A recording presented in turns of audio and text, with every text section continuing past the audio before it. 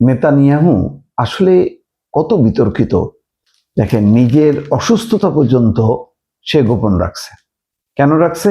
যে যুদ্ধের সময় যদি তার অসুস্থতা প্রকাশ পায়, তাহলে ইসরায়েলে একটা বিশৃঙ্খলা তৈরি হবে, বাহিনী মনোবল ভেঙে যাবে, বিশ্বের নেতারাও আর নেতানিয়াহুর উপর আস্থা পাবে না। সেই কারণে তার ক্যান্সার হয়েছে, প্রোস্টেট ক্যান্সার, সেই চিকিৎসাটা সে গোপনে নিছে।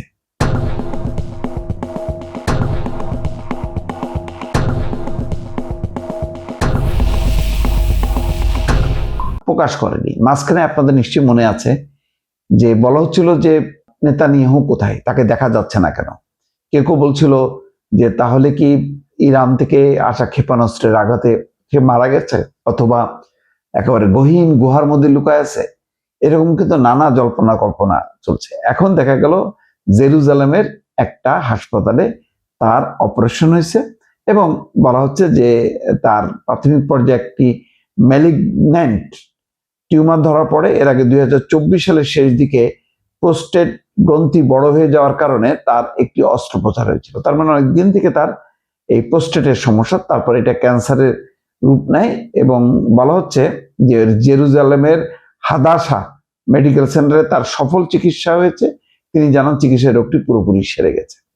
তো আসলে নেতানিয়াহুর প্রতি সারা বিশ্বের মানুষের যে ঘৃণা এবং অভক্তি, এবং কত মানুষ তার নির্দেশের কারণে গাজায় রক্ত ঝরেছে, লেবাননে, ইরানে। সেই কারণে নেতানিয়াহুর যদি বড় কোনো শারীরিক বিপর্যয় ঘটে বা দুর্ঘটনা ঘটে, অনেকে কিন্তু খুশি হবে, কেউ কিন্তু ব্যথিত হবে না। যদিও কেউ মারা যাক অথবা স্বাস্থ্যগত কোনো পরিস্থিতির কারণে বড় ধরনের একটা অসুখ বিসুখে মারা যাক, এটা কারোরই চাওয়া উচিত না।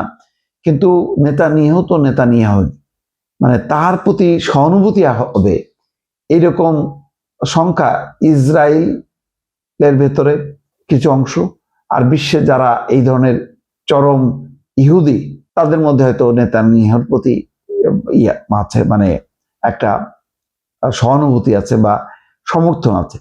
কিন্তু নেতানিয়াহুর বিরুদ্ধে শুধু চিন্তা করেন, একজন মুসলমান পাবেন না, বহু অন্য ধর্মের লোকজনও জানে যে সে হচ্ছে একটা ঘাতক।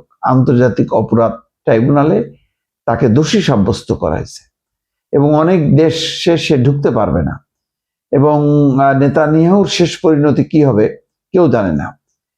এই কারণে নেতানিয়াহুর যদি কোনো বড় বিপর্যয় হয়, তাহলে কেউ অখুশি হবে না, এটা নিঃসন্দেহ। এবং নেতানিয়াহুর ক্যান্সার ধরা পড়ছে, সে মারাত্মক অসুস্থ, হাসপাতালে ভর্তি, এই খবরটা যুদ্ধের মধ্যে ছড়াই গেলে আসলেই আরো বিপুল উৎসাহে ইরানের বা হুতি বা হিজবুল্লাহ, তারা কিন্তু বিপুল বিক্রমে আরো ঝাঁপায় পড়বে, উল্লাস করবে। তো সে নেতানিয়াহু জানে যে তার অবস্থানটা, সেই কারণে সে এরকম একটা পরিস্থিতি তৈরি হোক যুদ্ধের সময়, সেটা চাইনি বলে এটা গোপন রেখেছে। এখন বিষয়টি সবার সামনে প্রকাশ পেল। যেহেতু যুদ্ধবিরতি, তিনি নিজেই বলছেন এখন যেহেতু যুদ্ধবিরতি, সে কারণে তিনি তার শারীরিক অবস্থাটা জনসমক্ষে প্রকাশ করলেন। চিন্তা করেন কত বড় হিপোক্রেট, এত বড় অসুখ চেপে রাখছে শুধু যুদ্ধের কারণে। সে বলছে যে আমি অসুখ বিসুখের ব্যাপারে খুব সিরিয়াস এবং তাৎক্ষণিক একটা সিদ্ধান্ত নিই, যেমন নিজের বেলায় তেমনি জাতীয় পর্যায়ে। তিনি যা করছেন, এই যে চেপে রাখছেন, এটাও জাতীয় স্বার্থে, এটা বোঝানোর চেষ্টা করছে। এই হচ্ছে নেতানিয়াহু, দর্শক।